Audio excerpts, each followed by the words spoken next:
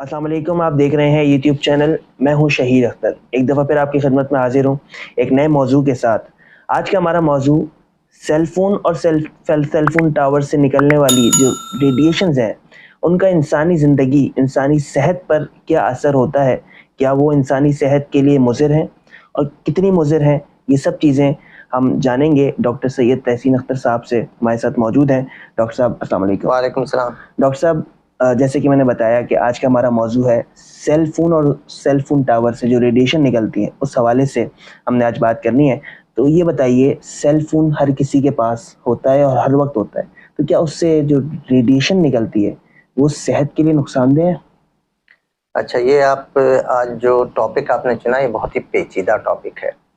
अब इसको चंद मिनटों में इस पेचीदा टॉपिक को आसान बना करके ऐसा बता दिया जाए कि लोगों को समझ में आ जाए, तो मैं कोशिश करता हूँ कि इसमें लोगों को बता सकूँ कि असल में ये है क्या। जी। देखिए, ये सेल फ़ोन और आजकल 5G का भी बड़ा नेक्स्ट जनरेशन 5G आने वाला है और 4G और 3G पुरानी बातें हो रही हैं अब, तो इसलिए भी जानना इसका ज़रूरी है। और आजकल स्मार्टफ़ोन हर एक के पास है और लोग तो अपने सिरहाने रख कर के सो जाते हैं, ऑफ भी नहीं करते, पावर्ड ऑफ भी नहीं करते। तो क्या इन सेल फ़ोन से निकलने वाली शुआएँ हैज़र्ड्स पैदा करती हैं?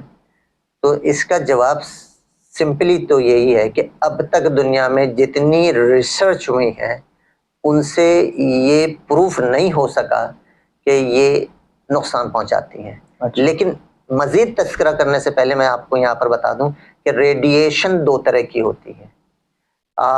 एक रेडिएशन वो है जिसको हम कहते हैं नॉन आयोनाइजिंग रेडिएशन, और एक रेडिएशन होती है जिसको कहते हैं आयोनाइजिंग रेडिएशन। दोनों में फर्क क्या है?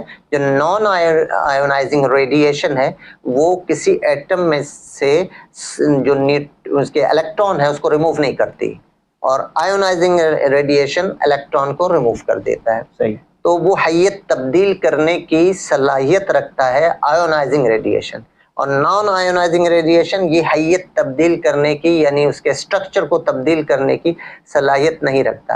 अच्छा, ये कौन कौन सी वेव हैं जो कि नॉन आयोनाइजिंग है और कुछ कौन सी हैं जो आयोनाइजिंग है?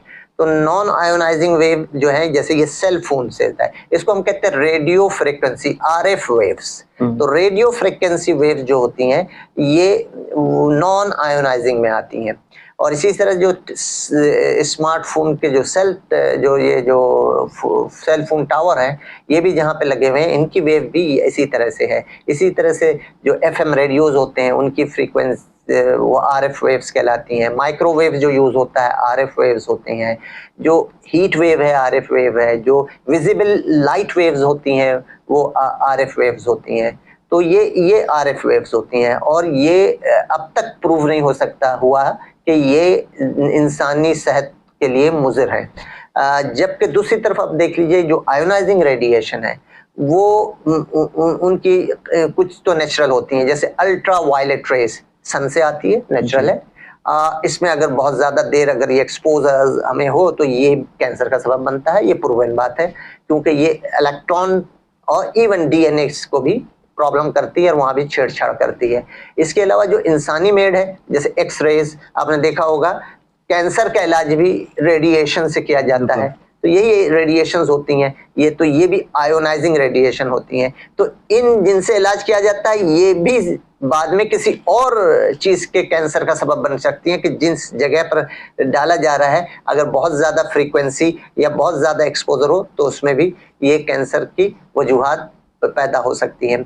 इसके अलावा गामा रेज होती हैं, तो ये एक्स रेज हैं, गामा रेज हैं, CT स्कैन में जो रेज हो रही हैं, इसके अलावा जो है पेट स्कैन है, ये इसमें जो ये रेज होती हैं ये जो है आयोनाइजिंग रेडिएशन है, और ये इंसानी सेहत के लिए नुकसान है। सही। अच्छा डॉक्टर साहब, ये बताइए, हम ये सुनते हैं कि मोबाइल फ़ोन जो लोग इस्तेमाल करते हैं, उनको ब्रेन ट्यूमर हो जाता है, होने का खतरा होता है या हो जाता है, तो क्या ये बात सही है?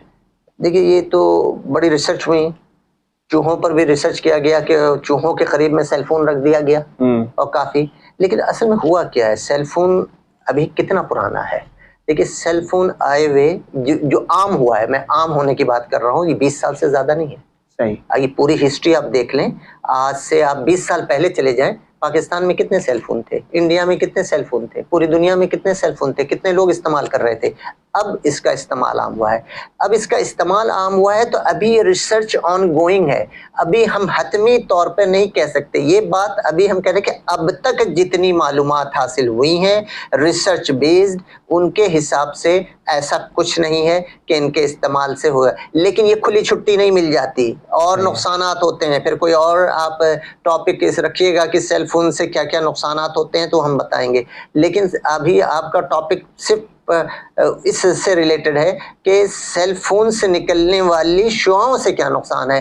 तो अब तक प्रूवन नहीं हो सका कि ये शुआएं किसी ट्यूमर का बायस बन रही हैं। मे बी पॉसिबल आगे चल करके कोई इस तरह की स्टडीज आ जाए जिस पे हम कुछ बरमला कह सके। लेकिन अभी जितनी भी बॉडीज हैं जो इस पर रिसर्च कर रही हैं, कैंसर सोसाइटीज हैं इस पर रिसर्च कर रही हैं, उन्हें ऐसा कोई एविडेंस नहीं मिला जिसके बेस पे ये कह सकें कि सेलुलर। हाँ, उन्होंने ये जरूर कहते हैं कि आप सेल फोन टावर जो लगाएं वो जरा कुछ फासले पर बेहतर है कि उसको लगाया जाए। ऐसा जो है बिल्कुल ठीक नहीं होता कि आप जिस घर में रह रहे हैं उसी घर की छत के ऊपर आप लगा दें।